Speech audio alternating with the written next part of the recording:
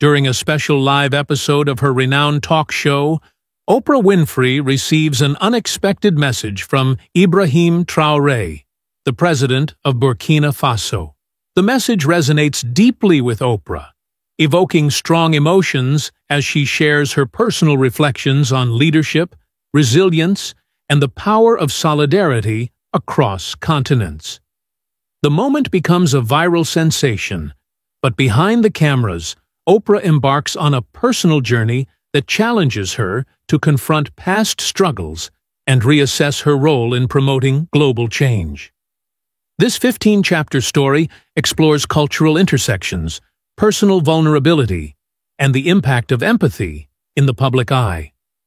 The sun filtered gently through the towering glass windows of the Harpo Studios in Chicago, casting a warm glow across the familiar set where Oprah had spent decades connecting with millions.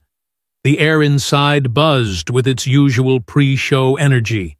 Producers huddled over last-minute notes, assistants darted between wardrobe and makeup, and the hum of cameras being adjusted filled the space with a comforting routine. For Oprah, it felt like just another episode in her long-running career. The topic of today's show, leadership in the 21st century, was one she had discussed countless times before. As she sat quietly in her dressing room, sipping her customary chamomile tea, she mentally reviewed her opening lines, oblivious to the fact that this would soon become one of the most transformative broadcasts of her life. Outside the studio, a long line of audience members wrapped around the block, eager for their chance to witness the iconic host in person. Oprah, as always, greeted her crew warmly, exchanging familiar smiles and brief words of encouragement as she made her way to the stage. But beneath the polished professionalism, there was a faint undercurrent, a subtle, almost imperceptible tension in the air that even Oprah, with her seasoned instincts, didn't quite register yet. The countdown began. 3, 2, 1. The theme music swelled. The audience erupted in applause, and Oprah stepped onto the stage with her signature poise and warmth. Little did she know, this seemingly ordinary day was about to shift dramatically, setting off a chain of events that would transcend borders, challenge her in unexpected ways, and ultimately leave an indelible mark on her soul. The show flowed smoothly, as Oprah gracefully navigated a panel discussion with thought leaders on the challenges of modern leadership. Her questions, as always, cut to the core of each guest's experience, eliciting thoughtful and heartfelt responses. But, as the segment wrapped up and the teleprompter signaled a commercial break, one of her senior producers, Marcy, approached hurriedly, holding a sealed envelope. "Oprah, this just came in. From the Embassy of Burkina Faso," Marcy whispered, her voice tinged with urgency and curiosity. Oprah frowned slightly, surprised, but intrigued. "Burkina Faso," she echoed softly, unfamiliar with receiving diplomatic correspondence during a live show. The envelope bore an official insignia, meticulously stamped in red wax. It was addressed personally to her. Marcy leaned in. "It's from President Ibrahim Traoré himself." Oprah glanced toward the audience, still buzzing with post-segment applause, then back at the envelope. Her mind swirled with questions. Why would the leader of a West African nation send her a personal message? And why now? The stage manager signaled that they were going live again in 30 seconds.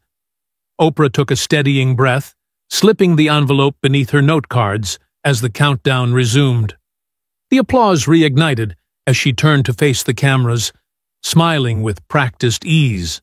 But in the back of her mind, the envelope weighed heavily, an unexpected mystery in the middle of an otherwise predictable show. The segment resumed, and Oprah pivoted seamlessly, addressing the audience about the importance of leadership that transcends borders. But as she glanced down, her eyes caught the envelope once more. For a moment, she hesitated, then made a spontaneous decision. a hallmark of her authenticity that audiences had loved for decades. She held up the envelope for everyone to see. Before we continue, I've just received something quite unexpected.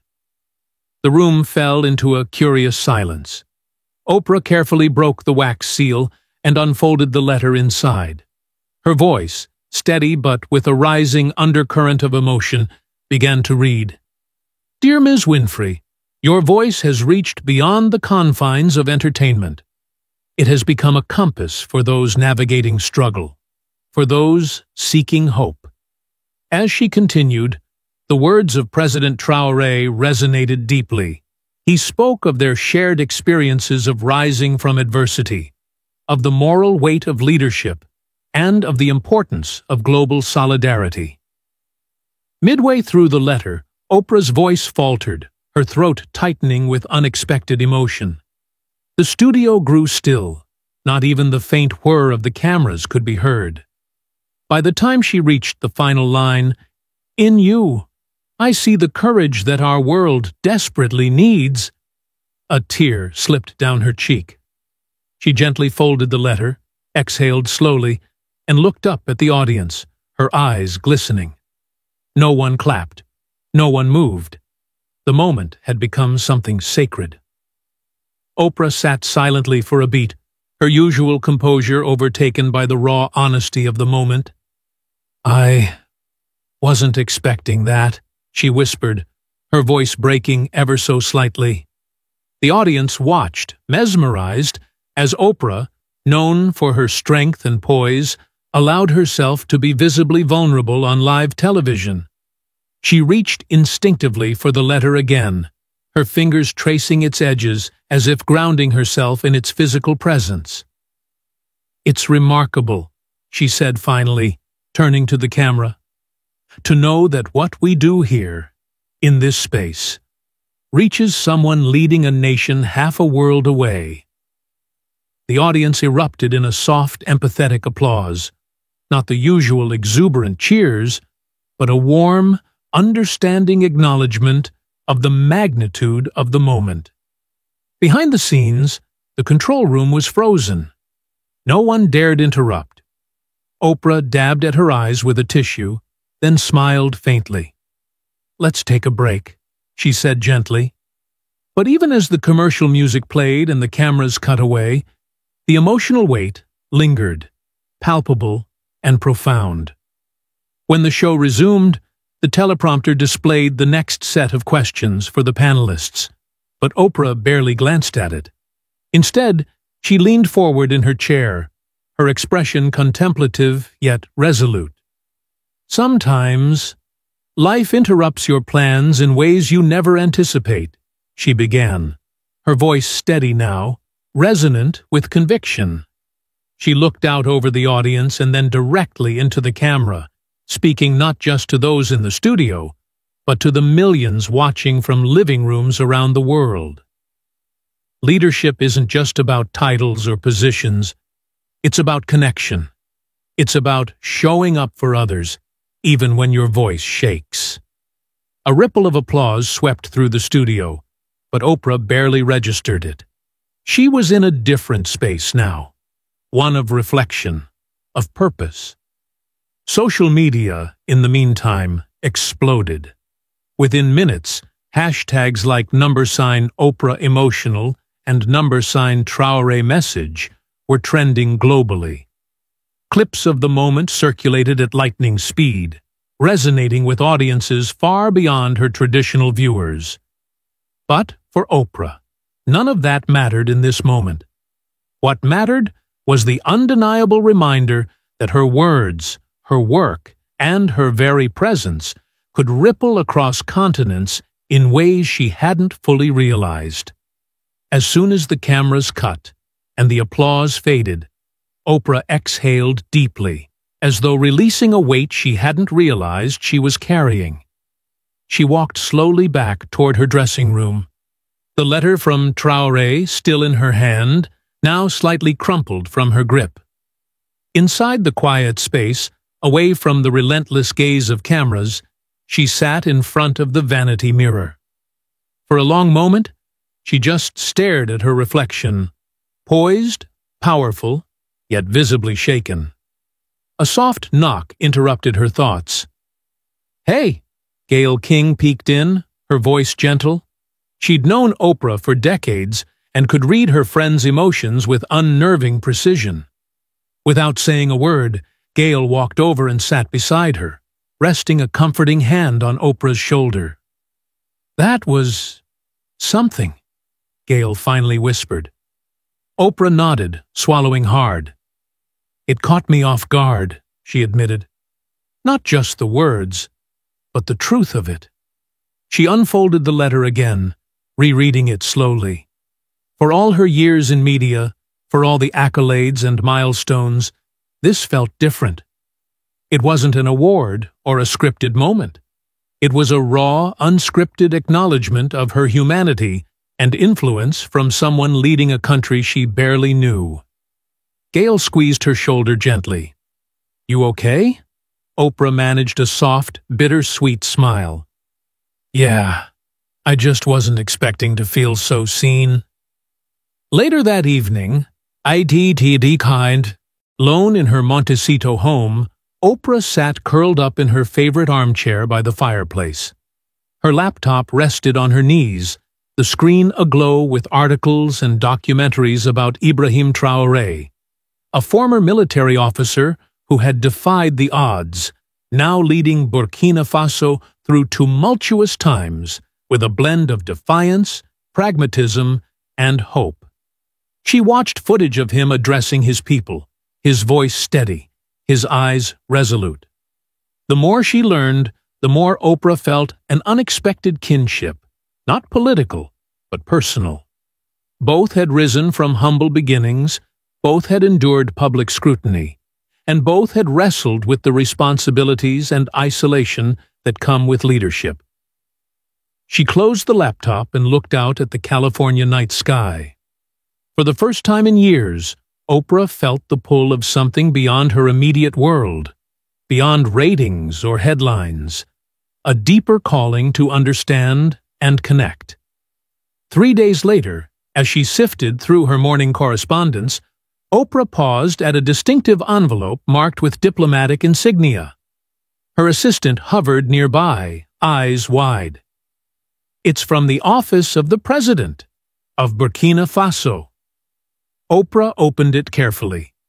Inside was a formal invitation.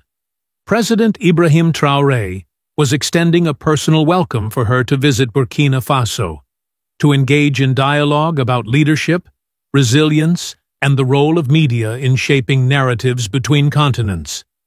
For a moment, Oprah just stared at the words, absorbing their gravity. This wasn't just a symbolic gesture, it was an opportunity, perhaps a responsibility, to step outside her world of controlled studio environments and into a country navigating real, complex challenges. She set the letter down and leaned back, closing her eyes. Could she do this? Was she ready to confront the vulnerabilities that such a journey would evoke? Within hours, news of the invitation leaked to the press. Headlines screamed, "Oprah invited to Burkina Faso by President Traoré." Morning talk shows debated the optics. Was this a political move, a publicity stunt, or a genuine cross-cultural exchange? On social media, the reactions were just as polarized. Some praised Oprah's openness to engage globally. Others criticized her for even considering associating with a military leader facing international scrutiny. Oprah, sitting quietly in her study, scrolled through the comments, but felt detached from the noise. For her, this wasn't about public perception. It was about authenticity. She didn't want to be a figurehead parachuting into someone else's narrative. She wanted to understand, to listen. Yet the weight of public expectation and potential backlash pressed heavily on her. That night, Oprah found herself in her garden, barefoot on the cool grass, looking up at the vast star-speckled sky. She thought back to her childhood in rural Mississippi, the isolation, the poverty, the hunger for something more. She remembered the early days of her career, fighting for respect, for space, for her voice to be heard. And now, here she was, decades later, still navigating the complexities of being seen and heard, but on an entirely different scale. The letter from Traoré wasn't just an invitation to a country. It was a summons to reckon with her own legacy, to consider how her voice could transcend comfort zones and geographical borders. With a quiet, steady breath, she made her decision. Oprah's team mobilized swiftly.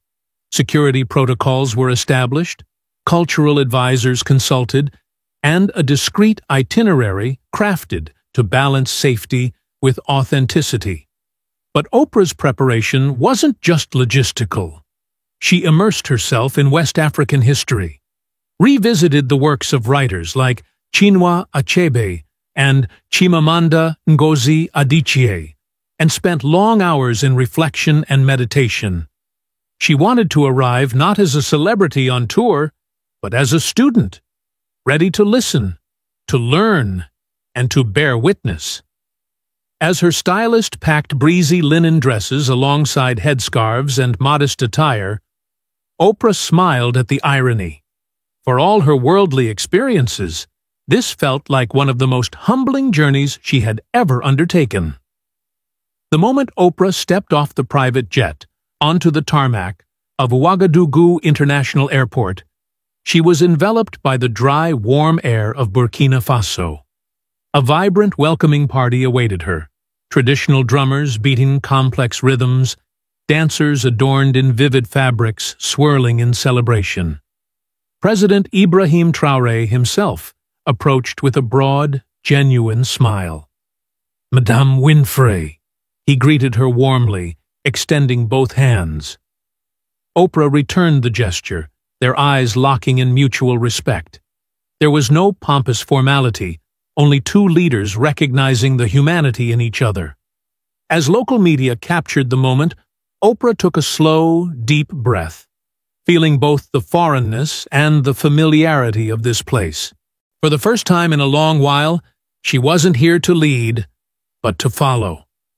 Over the following days, Oprah and President Traoré engaged in a series of intimate, unscripted dialogues, sometimes in grand government halls, other times sitting under the shade of baobab trees with local villagers. They spoke candidly about leadership under pressure, the burden of public expectations, and the challenges of steering communities through political and social upheaval. Oprah listened intently as Traoré described the struggles of his people: drought, economic hardship, the scars of colonialism, and his vision for a self-determined future. In return, she shared her own battles with self-doubt, media scrutiny, and the isolation that often accompanies being a symbol rather than a person. Cameras captured portions of their conversations, but many of the most profound exchanges occurred away from microphones, in quiet, unguarded moments of shared vulnerability. Back in the United States, Oprah sat before her studio audience once again. But something in her demeanor had shifted, a deeper calm, a renewed clarity. She introduced a special segment featuring footage from her time in Burkina Faso, images of the bustling markets of Ouagadougou, the resilience of local women entrepreneurs, the laughter of children running through dusty streets. Her voice, steady yet tinged with emotion, narrated the story.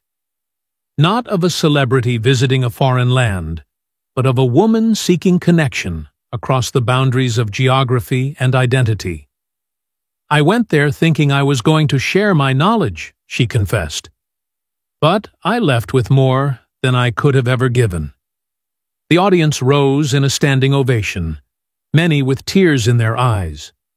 But Oprah simply smiled, her hand resting gently over her heart.